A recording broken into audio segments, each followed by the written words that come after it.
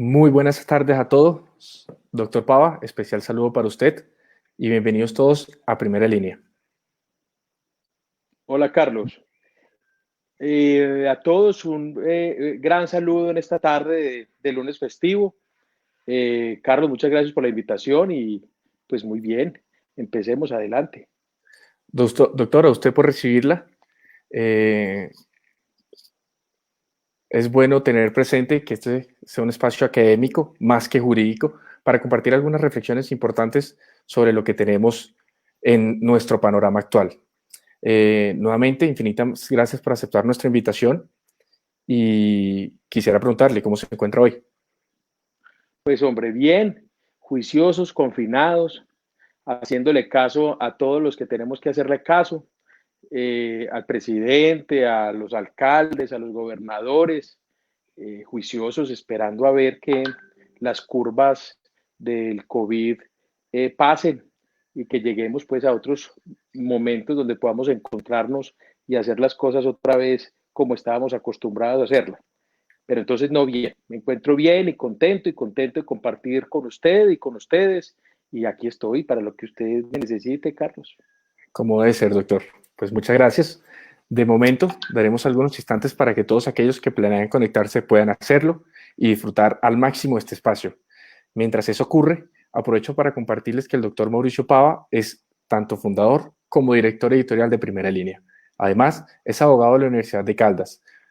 Posee un curso universitario superior en Compliance de la Universidad de Barcelona. Es especialista en casación penal, conjuez de la Sala Penal de la Corte Suprema de Justicia e igualmente es conjuez del Consejo Nacional Electoral, entre algunos de sus logros profesionales más destacables. En esta ocasión nos acompaña porque, como saben, es el encargado de redactar el editorial que hace parte de cada boletín académico de Primera Línea. Por ello, hemos decidido invitarlo para que comparta con todos algunas de las reflexiones personales que lo motivaron a escribir esta última entrega y además para que nos explique un poco a detalle las otras columnas que hicieron parte del boletín.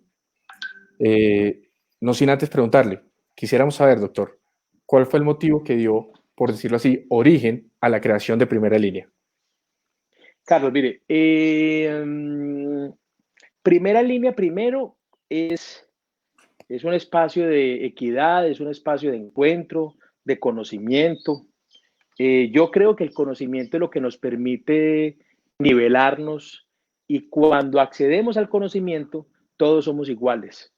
Eso sí que es importante y se ve en la práctica del derecho y en la práctica del litigio. De acuerdo. Yo recuerdo algo muy especial cuando en Colombia entró a regir la toga como obligatoria en una Sí. conferencia o en una charla que estábamos dando, pues alguno fue un poco peyorativo con la toga, diciendo pues que cómo era posible que obligaran a los jueces a tener toga, que nosotros estábamos trayendo cosas pues que nunca habíamos aplicado aquí en Colombia. Y una persona del público, un abogado, se levantó, lo interpeló y le contó la historia de la toga y a mí me pareció muy bonita. Y la historia Claro. de la toga es que lo que hace la toga es igualar a los hombres, porque ahí no importa ni el vestir, ni la marca, no, son iguales. Los hombres ante el estrado son iguales y solo los diferencia el conocimiento. Entonces, Se Primera Línea suprimen es un las sitio de apariencias. encuentro. Exactamente. Entonces, Primera Línea es eso, es un lugar de encuentro, de conocimiento, de equidad, porque allí llegan una cantidad de personas de diferentes extracciones, de diferentes universidades, de diferentes vidas. Y yo pues me encuentro muy contento de estar aquí con ustedes porque realmente estoy aquí es por usted, pues por Primera Línea y por un grupo de personas, jóvenes, entusiastas, académicamente muy rigurosas y muy juiciosas, y pues me han dado el privilegio de estar allí como en la primera línea y conversando y escribiendo y haciendo cosas. Eso es Primera Línea y yo pues les agradezco a todos ustedes toda la generosidad que han tenido conmigo. Qué interesante, doctor. Como miembro de Primera Línea, podría decirle que tiene toda la razón. Es un espacio académico que sin duda ha contribuido significativamente al amplio campo de estudio del derecho penal corporativo. Dicho lo anterior, creería que es momento de entrar en materia, no sin antes aclarar que todas esas preguntas que vayan surgiendo en el desarrollo de este conversatorio serán respondidas al final del mismo, así que no olviden anotarlas. De igual forma, extiendo un cordial saludo y un especial agradecimiento a todos aquellos quienes se han conectado hasta el momento de ahora. Doctor, sin más preámbulo, quisiera empezar con una pregunta en relación con su editorial. Puntualmente, ¿cuál cree que es la principal consecuencia de trasladar los debates que deberían surtirse en los estrados a la opinión pública? Mire, yo creo que ese es un tema que se ha venido debatiendo hace mucho tiempo. Eso, Sí, un profesor de procesal, Jacobo Pérez Barja, y así pues lo han denominado muchos como el juicio paralelo de los medios al lado de los procesos jurisdiccionales y específicamente los procesos penales. Eso no es un tema nuevo, como no es nuevo y sobre eso hay bastante tinta ya. ¿Qué sí claro, lo que me parece nuevo? Uno, los vehículos, el vehículo de las redes sociales. Eso es nuevo. Y eso ha llevado a que el tema tenga un peso mucho más importante hoy. adquiera mucha fuerza. Eh, Exactamente. Segundo, una práctica que no era tan común en la experiencia que yo he venido teniendo, y es que si bien la información debe fluir en los medios de comunicación y redes sociales frente a los litigios, digamos que creo que la información pública, transparente, es importante en temas de control. Lo que estamos viendo son verdaderas campañas de desinformación para poder afectar los litigios y lo que debe ser discutido primero en los estrados. Entonces, una cosa es Así es, discutir en los estrados y que se informe la opinión pública, pero otra cosa es litigar en la opinión pública, en el tribunal de la opinión pública para afectar a lo que debe ser discutido en los estrados. A mí eso me parece que es complicado y que cada vez se vuelve mucho más profundo. De hecho, uno ve, y lo digo pues con respeto por mis colegas, pero uno ve abogados muy, muy exitosos en redes sociales y en el tribunal de la opinión pública y no tan exitosos en los procesos ante los jueces y ante los tribunales. por Ganan en los supuesto. debates de opinión pública, pero pierden todos los procesos en los tribunales. Y eso es un poquito paradójico. Claro, doctor. Pero entonces, entendiendo eso y teniéndolo presente, me surge la siguiente interrogante. ¿Considera usted que hacen falta medidas sancionatorias para abogados que incurran en actos de desinformación de cualquier índole? Mire, yo creo que sí, yo creo que esto tiene que ser un tema de todos, no solo de jueces, de abogados, sino incluso pues de medios de comunicación y demás. No es una crítica a los medios, esta es una Sí, crítica a nosotros como abogados, no a los medios. Los medios y la discusión frente a los medios y frente a los periodistas es en los otros escenarios, ellos tienen controles, serán hartos o poquitos o lo que sea, pero esta no es la discusión hoy. Yo creo que sí, creo que cada vez estamos yendo más a una justicia espectáculo y eso es preocupante porque además entonces la justicia se vuelve, los casos se vuelven y avanzan en la medida en que estén en la agenda pública de las entidades que administran justicia. Entonces, si es un correcto. caso que es muy sonoro, que tiene ruidos, así no sea tan importante, entonces es un caso que está en la agenda de la institución. ¿Por qué? Porque hacia allí vamos migrando. Creo, sí, que los abogados, cuando estamos ejerciendo y estamos litigando frente a los tribunales, nuestra libertad de expresión es restringida y tenemos unas obligaciones y tenemos unos deberes y debemos con decoro y honrar a la profesión y así lo establece el estatuto disciplinario. Es decir, Así es. no hacen falta faltas, las faltas existen, las sanciones existen. Ahí es que empezar a aplicarlo un poco y a generar disciplina en nosotros los abogados. Claro, y considero quizás que la normativa para regular este tema que estamos hablando no ha avanzado a la rapidez que lo ha hecho todo el fenómeno mediático, por decirlo así, gracias a la tecnología. Sí, yo creo que eso nos va a pasar. Nosotros no podremos tener normas en un mundo como un mundo en la cuarta revolución que vaya legislativamente a la misma velocidad, pero hay normas y el intérprete tiene manera de aplicarlas. Lo que Sí, necesitamos es voluntad para aplicar esas normas, porque el hecho que todo el mundo en este momento lo haga y que sea algo como generalizado, que el litigio, nosotros lo llamamos el litigio de tabloide, que sea generalizado y que todos lo estén haciendo, no quiere decir que esté bien. Mire, correcto. Yo me acuerdo en mi época, pues mucho más joven, las personas manejaban vehículos embriagados y entonces habían dichos muy particulares que los borrachos manejaban mejor que en sano juicio y una cantidad de cosas. Y hubo Sí, necesidad de que las instituciones empezaran a sancionar y a generar medidas y nos fuimos acostumbrando que eso no podía pasar. Y hoy casi que son casi que pensar en una persona que maneje un vehículo borracha o alguna cosa, pues eso es casi que impensable. Es decir, la misma sociedad lo etiqueta y lo rechaza. Yo creo que eso, hacia ese camino hay que llegar y necesitamos, sin duda, pues que las sanciones funcionen. doctor, permítame interrumpirlo porque quisiera aprovechar que usted acaba de mencionar el litigio del tabloide, que es un tema que trata en su editorial, y a propósito, me gustaría preguntarle por qué cree que el aparato judicial está actuando en concordancia con el mismo. Y partiendo de ese supuesto, ¿qué cree usted que debe hacerse para evitar a toda costa dicho escenario? Mire, yo realmente no creo fundamentalmente que el aparato judicial esté actuando o le guste tener que salir al debate público en sus decisiones. Yo Claro, recuerdo un profesor Rodrigo Vieira que falleció hace poco, él decía, la palabra de los jueces son las sentencias.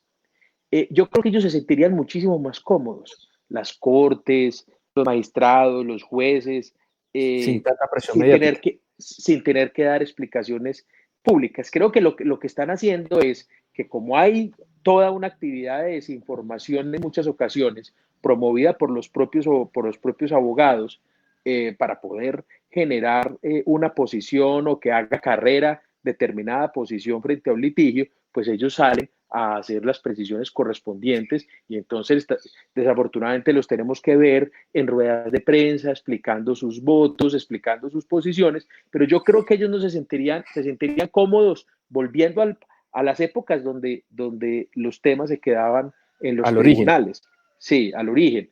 Yo creo que es una reacción pues a lo que está pasando. Sí, doctor. Entiendo perfectamente y concuerdo con su posición.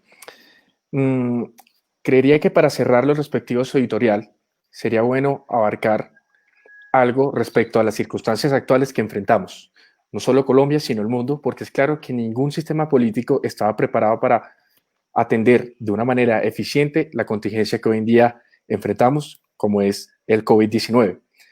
Partiendo de eso, ¿cree usted que repercuta en alguna medida el COVID-19 en la problemática que hoy tratamos, los juicios mediáticos? Y en caso de hacerlo, ¿cómo lo haría? Yo no creo que el COVID produzca unas circunstancias diferentes a las que estamos viviendo. Lo que creo es que como el COVID y el confinamiento y esta nueva normalidad nos lleva a tener que administrar justicia con modelos de e-justicia o de litigio virtual, a acudir a todas las herramientas de virtualidad y demás, entonces, pues eso creo que pues impactará en temas de redes y de exposición pública de los temas de justicia por una razón, porque Correcto. ya todos los abogados necesariamente van a tener que acudir a los mecanismos de virtualidad para poder litigar. Eso va a ser una necesidad. Entonces, si la virtualidad, las redes sociales, las plataformas tecnológicas han sido vehículos de información hoy, que hay que potencializarlas, pues entonces los vehículos de información van a ser superiores. Pero no creo pues que sea un tema relacionado con COVID, sino con la necesidad de tener que migrar muchas cosas a la virtualidad de las plataformas. Básicamente yo creo que es eso. Adaptarnos a esta nueva realidad que con seguridad no pasará rápido, seguramente. Doctor, quisiera hacer un paréntesis porque me gustaría agradecer a las personas que están sintonizadas y nos acompañan en este momento. Confío y lo digo en nombre de primera línea. Esperamos que este sea un espacio de su entero agrado y les agradecemos especialmente por estar en sintonía con nosotros. De acuerdo, doctor. Lo que sí es indiscutible podría decirse que es la normativa respecto al COVID.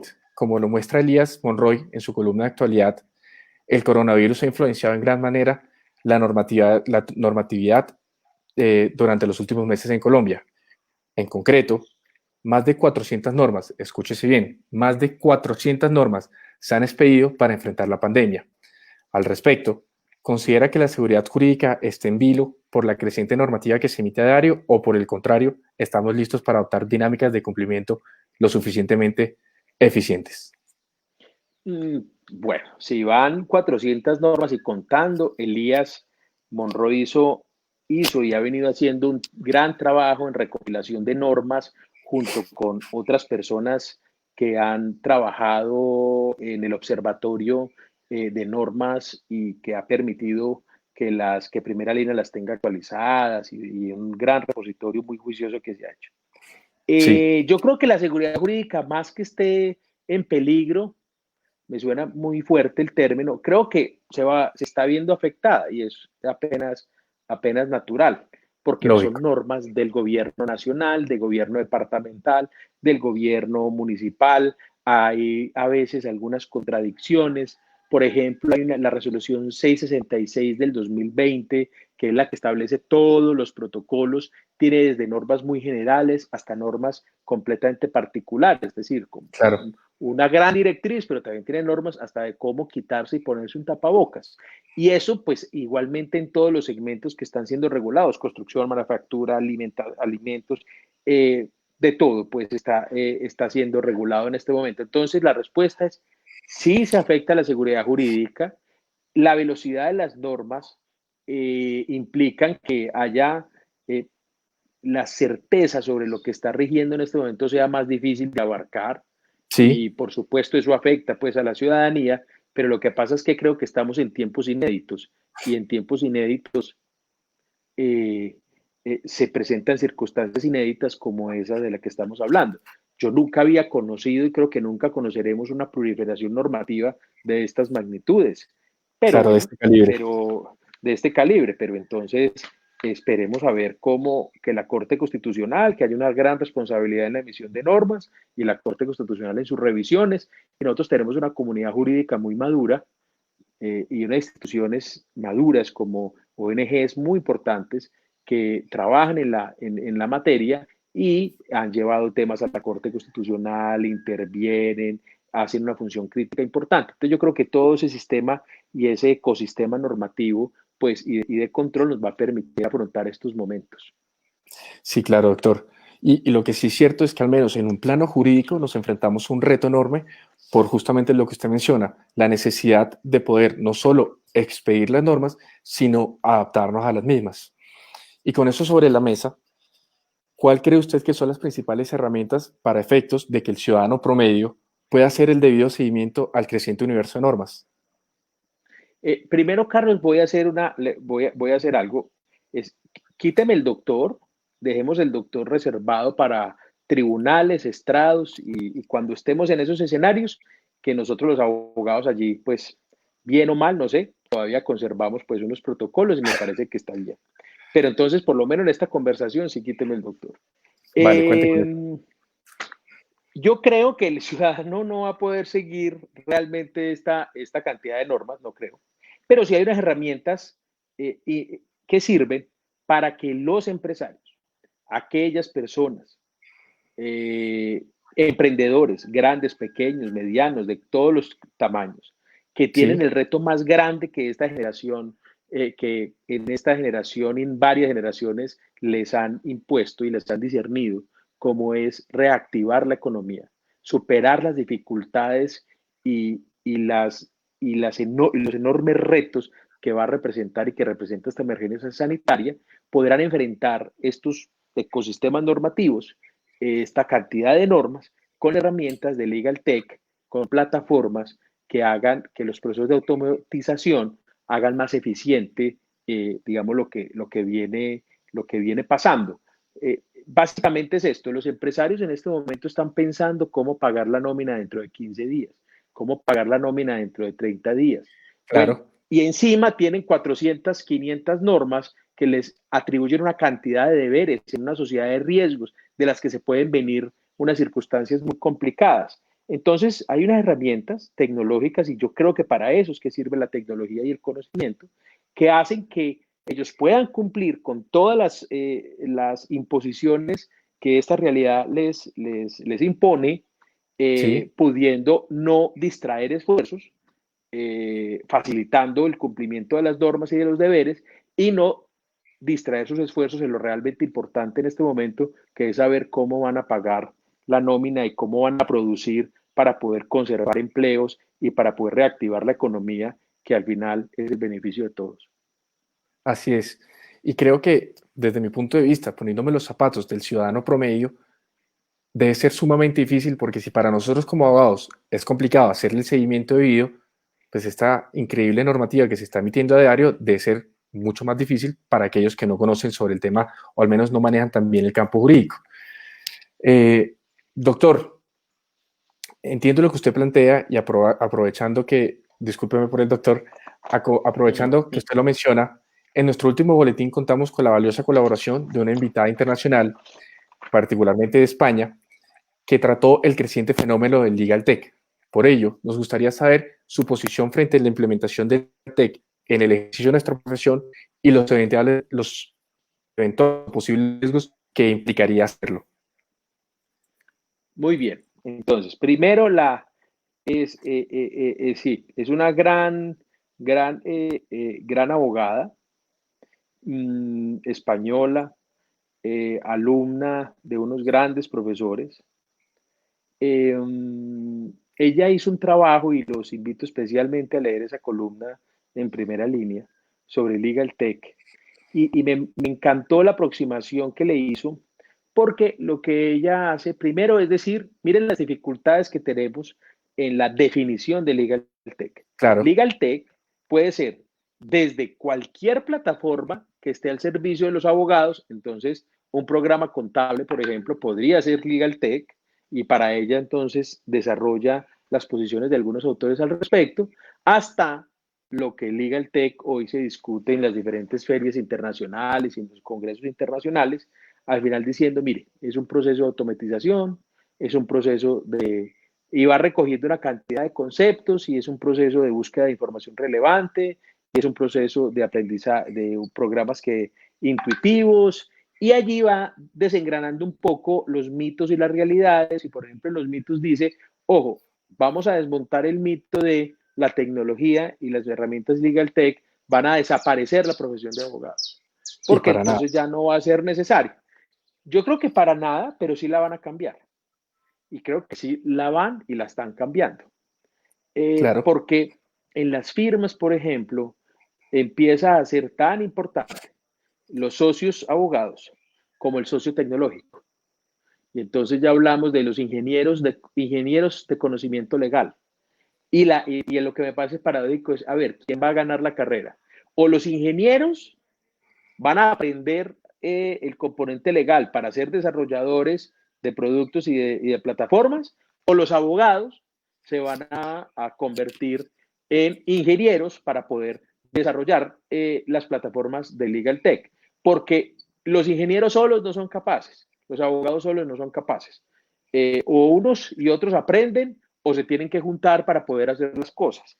Además, los abogados seguiremos ofreciendo servicios jurídicos. Lo que hacen las plataformas es ayudarnos a vender, a entregar esos servicios jurídicos de una manera más eficiente, y por supuesto va a ser de una manera mucho menos costosa, porque va a implicar así es. menos horas de servicios. El análisis de un universo de información va a aplicar menos horas de servicio. Mire, yo tuve la oportunidad de estar en la feria de Legal Tech en Nueva York el año pasado, Sí, y hubo un programa que me dejó bastante asombrado, y es un programa que implica que con inteligencia artificial eh, captura la información que uno necesita de los audios de las audiencias. Y claro, cuando juicios, por ejemplo, cuando un abogado lo consultan y le entregan días y horas y meses de juicio, abordar y poder conocer todo esto requiere una cantidad de tiempo. Si uno tiene una plataforma que le ayuda a capturar la información relevante, pues eso va a ahorrar mucho tiempo. Y si eso ahorra simplifica tiempo, mucho el pues le trabajo. ahorra costos, claro, y le ahorra costos a las personas. Entonces yo creo que eso va a ser, eso es importante. O sea, estos cambios tenemos que adaptarnos y empezar a pensar en un modo diferente. Claro, y entiendo que a partir de lo que usted menciona, podemos llegar a la conclusión que la materia de los ingenieros y de los abogados no tiene que ser ajena. Podemos coexistir fácilmente en el desarrollo, y no solo desarrollo, sino optimización de la prestación de los servicios jurídicos. ¿Es correcto? Sí, yo hace poquito, no, puede que la esté citando mal, pero vi por ahí un mensaje en redes donde uno de los ingenieros, alguien, criticaba un poco a los abogados diciéndole, venga, abogados, no empiecen a desarrollar plataformas tecnológicas, dedíquense, que los ingenieros lo hagan y que los abogados hagan lo que saben hacer. Yo creo que eso está mal, eso no es así. Creo que lo que pasa es que los abogados tenemos que aprender de tecnología y de nuevas herramientas y de plataformas y saber hablar con desarrolladores y saber de Así es. algoritmos, porque nosotros somos los que les decimos a los ingenieros qué es lo que necesita el servicio jurídico y el aparato judicial. Y los ingenieros necesitan entender nuestro lenguaje y aprender nuestro lenguaje para poder interpretar las necesidades del aparato judicial y del aparato jurídico en toda su dimensión. Entonces yo creo que cada uno tiene que aprender y encontrarse. Creo que los ingenieros y técnicos en información se volvieron absolutamente protagonistas del mundo jurídico. Eso sí creo que pasó, ¿sí? Pero pues creo que todos tenemos que encontrarnos. Sí, correcto. Y nosotros como profesionales de la abogacía no estamos exentos a lo que usted menciona, adaptarnos a esta nueva realidad tecnológica, entender como la cuarta opción a nos enfrentamos. Pero bueno, habiendo ahondado en lo anterior, creo que sería oportuno para ir cerrando hablar un poco sobre la columna de interés, escrita por nuestra destacada abogada María de los Ángeles Ruiz, abogada de la casa, en la cual se aborda el principio de la doble conformidad. La mencionada figura ha sido entendida en los mismos términos que el principio de doble instancia. Sin embargo, no es así. Tienen fundamentos totalmente distintos. Sobre el particular, Mauricio, ¿podría explicarnos un poco acerca del contenido y la naturaleza de la doble conformidad? Un tema que sin Mire, duda ha tomado relevancia importante en estos últimos días. claro, la doble conformidad, mire, voy a contar de todas maneras antes de desarrollar de contestarte algo, y es que todo ese debate frente a la doble conformidad fue la que motivó al final el editorial de esta publicación sobre juicios mediáticos, Ok, porque la cantidad de tinta y lo que circuló en redes, en medios de comunicación, lo que decía una corporación judicial y lo que contestaba la otra y lo que decían los abogados, y entonces tenían atravesados, transversalmente estaban atravesados posiciones políticas y en fin, a mí eso realmente fue lo que me motivó. Yo dije, no, de esto creo que es importante hablar. Y ahora pues sí, entonces hablemos de la doble conformidad, que creo que hubo tanta información que es de esas cosas que yo creo que ya todo el mundo lo conoce muy bien. Eh, yo centraría en la columna de ella, que me pareció muy chévere lo que ella escribió, entre la diferencia de doble conformidad y segunda instancia, porque a veces las confunden y la diferencia es entre sujeto, es por sujeto, objeto y contexto. lo Sujetos porque escucho. la doble conformidad, ¿me está oyendo bien? ¿Sí? Sí, lo escucho. Adelante. La doble conformidad, el sujeto que la promueve es la persona que es condenada por primera vez en alguna de las instancias.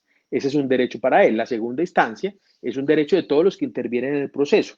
Eh, Ujú. entonces, por sujeto hay una diferencia. Por objeto, claro, la segunda instancia puede ser objeto frente a decisiones condenatorias en materia penal, absolutorias, y además, pues está, la segunda instancia es en otra cantidad de decisiones y de decisiones de otras jurisdicciones. Mientras que la doble conformidad es solo frente a la sentencia condenatoria. El contexto es que la diferencia es que la segunda instancia tiene ya toda una historia y unos institutos procesales que la regulan. La doble conformidad se está como haciendo en este momento, construyendo. Pues de hecho la Corte instó al Congreso, salió el acto legislativo, la Corte le tocó a ella misma por dentro generar un procedimiento para ello. Entonces, esa es una gran columna, yo creo que vale la pena, y ella plantea una pregunta y dice, la doble conformidad también debería estar frente a sentencias absolutorias, por ejemplo, y la Sí, podría, por los derechos de las víctimas. Yo ahí creo que esa es una discusión muy larga y muy ancha, no va a tomar partido, pero voy a decir que por el momento bien, que solo sea para sentencias condenatorias. Me parece que bien. Y segundo, pues claro, los procesos en las instituciones procesales uno no las mira desde cuál es el proceso penal ideal, ni cuál es el proceso penal que queremos tener, sino cuál es el Sí, proceso penal que podemos tener. ¿Qué podemos tener? Que cumpla unos estándares suficientes de garantías, pero ¿qué podemos tener? No cuál es el proceso ideal, porque el proceso ideal muchas veces en nuestros es casi que un imposible poderlo tener en las condiciones en que la comunidad jurídica podría exigirlo. Pues, ¿qué podemos tener? Y podemos tener hoy, después de mucho tiempo, un avance muy importante y es que cualquier sentencia condenatoria tenga doble conformidad. Y eso está bien, eso es un gran avance.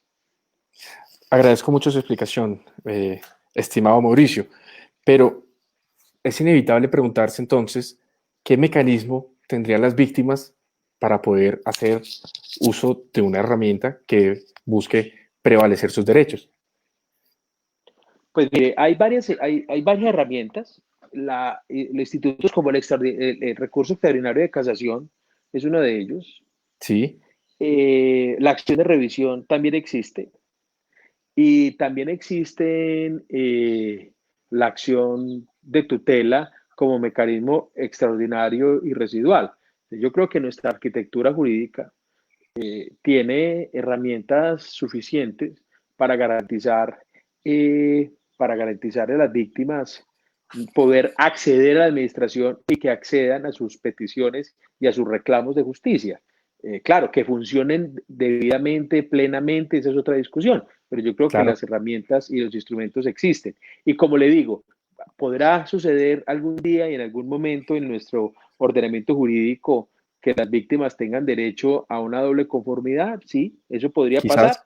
quizás, Hoy todavía pensamos pues hoy pensamos que eso sería como algo impensable tal vez, eh, porque apenas estamos entregándosela al sujeto pasivo de la acción penal, que es el ciudadano condenado por primera vez en el proceso, que tiene derecho a que se revise la decisión adversa, y podrá llegar algún momento en que la víctima lo tenga, pero hoy no es el momento. Hoy es el uh-huh, momento de regular la materia frente al condenado. sí, Podremos tenerlo en algún momento. Es decir, hubo una época, por ejemplo, que teníamos un proceso, un juzgamiento sin división entre investigación y juzgamiento, o sea, con un mismo órgano, sin correcto, un control por jueces de garantías como hoy, y donde el acusador era juez y parte, y en fin. Y en esa época decíamos que eso era lo que podíamos tener. Bueno, pues hoy tenemos 20 años, después de eso, o 15 años ya, tenemos otro modelo, y ahí vamos avanzando. Los modelos van avanzando en el futuro. ¿Sí? sí, así es, adaptándose a la realidad social que nos enfrentamos gradualmente.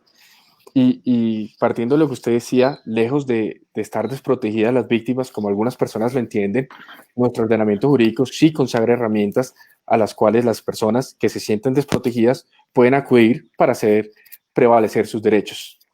Doctor, por desgracia, el tiempo programado está próximo a acabar. Por ello, no quisiera dar cierre a este espacio sin permitir a nuestros espectadores, a nuestros estimados espectadores, formular sus preguntas con respecto a las temáticas que hoy tratamos. Agradecemos antes de dar cabida a ese espacio su constante y activa participación en el chat del Facebook Live. Sin embargo, como los mencionamos al comienzo, las preguntas iban a ser respondidas al final. En consecuencia, los invitamos a que realicen sus preguntas a través del chat para socializarlos con nuestro estimado Mauricio Pava.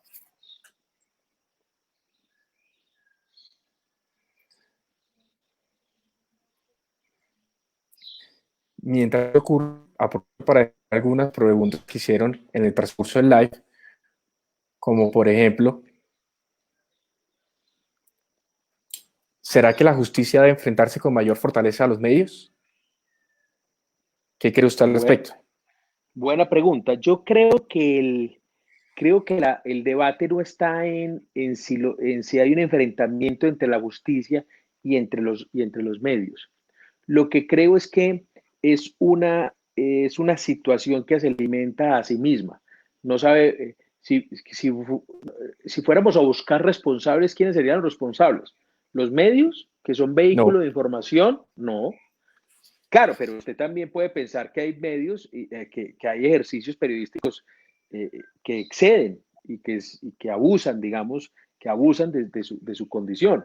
Más sobre todo en épocas donde no solamente son los medios tradicionales y los medios institucionales, como los periódicos, emisoras y en fin, que están ya establecidos, sino que hay una gran proliferación de blogs y una gran cantidad de cosas. Entonces, son vehículos de información. ¿Es culpa de los abogados y del aparato judicial? No, yo tampoco creo, pero sí creo que también tienen responsabilidad. Entonces, esto es un tema de corresponsabilidades, no de enfrentamientos. Ujú. Y cada cual tiene que corresponderle lo que le corresponda. Es decir, los medios tienen unas obligaciones, restricciones y a ellos también unas exigencias y unos controles. Los abogados, que es la editorial del que estamos hablando, pues tenemos unas obligaciones y tenemos unas imposiciones y deberes en materia ética. Lo importante es, en este momento, que las instituciones funcionen y sancionen a quienes abusan de, de digamos, o promueven campañas de desinformación o atentan contra el decoro y contra la administración de justicia en las condiciones que hemos hablado. ¿Sí? Así es. Sí, y con respecto a lo que usted está mencionando, aprovecho para conectar una pregunta que generó o que formuló Juan Camilo Bolaños. Puntualmente, me permito leer, la pregunta dice, ¿cree que los juicios paralelos tienen algún tipo de incidencia en las garantías procesales, como por ejemplo la presunción de inocencia y la objetividad del juez? Sin duda, yo creo que los juicios, y sobre todo no solo lo creo yo, creo que sobre eso se ha escrito de una manera muy importante. Eh, y claro, existe, influye en la presunción de inocencia porque muchas personas, después de que son sometidas a un litigio de tabloide le aplican y aplicada una pena del banquillo, por ejemplo, llegan a los procesos siendo verdaderos culpables. Cuando apenas, Sí, por ejemplo, está iniciando una investigación y cuando apenas están dando explicaciones frente a las autoridades y en un modelo que tiene unas dificultades muy grandes como el nuestro, pues después de 3, 4, 5 años logra, por ejemplo, dar explicaciones, salir avante del proceso que sufrió, pero ya todo le ha pasado. Incluso porque la mala información digital y la mala información de prensa frente a un ciudadano traen por sí mismo consecuencias, así no hayan sentencias adversas en materia financiera, por ejemplo, los sí. modelos de cumplimiento los someten en listas restrictivas. Creo que eso pues es una discusión que tiene que plantearse y sí, la respuesta es sí, se afectan las garantías. Pues muchas gracias, Mauricio. Eh, una de nuestras espectadoras nos pregunta algo relacionado con la columna actualidad. En específico, Daniela Ramírez pregunta si consideran que el gobierno está aprovechando la coyuntura para legislar por decreto. Yo lo he oído y lo he visto en foros y dicho por personas muy relevantes en la materia. Eh, es muy fácil que existan eh, eh, legislaciones en materias muy técnicas y muy especializadas que podrían sustentar eso que algunos han dicho de una manera muy solvente. Nosotros, en nuestra competencia en derecho punitivo, en derecho penal, en derecho sancionatorio, en administración de justicia, creo que si bien no hemos estado de acuerdo con algunas de las legislaciones o de las reglamentaciones en los decretos, creo que ha ido enfocado específicamente a conjurar en temas de justicia y en temas de litigio y en temas de justicia y en fin, a conjurar la emergencia sanitaria. Entonces, en lo que corresponde a nosotros, yo diría que no, nosotros no lo hemos visto de una manera clara. Dejo, por supuesto, con todo el beneficio de la duda, como quiera que hay una gran cantidad de campos muy técnicos donde pues han legislado y allí sí pudo haber sucedido o no, no sé, hay personas que lo han expresado de una manera pues muy técnica. Sí, correcto. Continuando con la siguiente pregunta, Amílcar Muñoz nos pregunta cómo evitar la obstrucción de la Administración de Justicia bajo el pretexto del vencimiento de términos. Yo creo que es un problema más que frecuente en nuestra realidad actual. Pero repítame, Carlos, ¿cómo Sí, qué? claro. ¿Cómo evitar la obstrucción de la Administración de Justicia bajo el pretexto del vencimiento de términos? A mí me gusta mucho esa pregunta por algo. Yo creo que ahí hubo eh, una anormalidad procesal. Por ejemplo, en nuestro tema, en nuestro modelo procesal penal. Hubo una legislación muy bien armada, muy bien construida, muy bien sustentada, que se volvió ley, y es aquella que puso término a que las personas estuvieran detenidas y que los juicios tuvieran que ser celebrados en un tiempo determinado. Y eso estuvo Sí, muy bien hecho, además. Pero, de otro lado, las herramientas a los jueces para que los jueces pudieran avanzar en los procesos con eficiencia y pudiéramos quitarle maleza al procedimiento después de un tiempo ya de ejercicio y abandonar una especie como de paternalismo procesal y volvernos adultos a los abogados dentro del modelo procesal que tenemos hoy y más responsables con colaborar con el aparato judicial, esa sí, reforma no quedó. Entonces hay un desequilibrio, porque hay unas normas de garantías necesarias frente a los términos, la modificación que era necesaria para que los jueces, como directores del proceso, pudieran avanzar con eficiencia, esa reforma no se hizo. Entonces quedó desequilibrado. Por eso estamos viendo que las personas van saliendo, por vencimiento de términos y el aparato judicial no tiene como las herramientas suficientes para poder responder a ese desafío, que no es limitar el vencimiento de términos o las libertades por vencimiento de términos, no, es una reforma que le permita quitar maleza a los procedimientos para poder que los procesos avancen y que el vencimiento de términos sea una excepción. sí, porque ciertamente no es algo que se pueda atribuir a la actuación del juez. Como bien menciona la Constitución política, el juez está atado al imperio de la ley. Doctor, perdón, Mauricio, nos llega una pregunta desde Twitter. Agradecemos a todas las personas que están conectadas y activas en la formulación de preguntas. Permito leer. Nosotros los jóvenes que apenas nos estamos formando, vemos que las altas cortes hablan a través de comunicados de prensa que se difunden por Twitter, Facebook y demás redes sociales. Pero nuestros profesores, que decían que los jueces de antes solo hablaban a través de las sentencias, ¿qué piensa usted respecto a esto? Usted cuando se formó, ¿cómo era el acceso a las providencias? ¿Qué limitaciones había y qué ventajas le ve a la situación actual? Mire, la ventaja, yo alcancé a ser de una época donde nosotros desde la provincia teníamos que viajar a Bogotá, a las relatorías de la Corte, a casar sentencias, a buscar las sentencias y las decisiones más relevantes. Y esa era una función que uno cumplía, pues, por lo menos en el entorno de mis profesores. Uh -huh. A nosotros nos llegaba la información un poco tardía. Creo que llegaban los extractos jurisprudenciales cada 2 o 3 meses y los abogados que lograban tener jurisprudencias actualizadas y de temas muy relevantes, pues eran, digamos, personas muy importantes en la discusión académica. Todo eso cambió con el acceso a la información, a las relatorías, las redes. Es decir, usted puede estar en cualquier municipio alejado de este país y tiene el mismo acceso a la información jurisprudencial, por ejemplo, que el que tiene el que está viviendo en Bogotá. Y eso es Solo se muy necesita importante. internet. Exacto. Es muy importante eso que pasó. Pero a la par de eso, entonces, empezamos las redes y estos vehículos de información llevaron a que se discutiera de una manera, que los impactos fueran distintos, que las cosas se olvidaran de manera diferente. Es decir, ya hay cosas que nunca se olvidan porque siempre quedarán en los rastros digitales. Y, por ejemplo, la Corte Constitucional emite decisiones que claramente tienen impacto en la economía, por ejemplo. ¿Sí? Exacto. Impactan la economía, impactan grandes sectores de la economía en materia de seguridad social, en materia de indicadores macroeconómicos.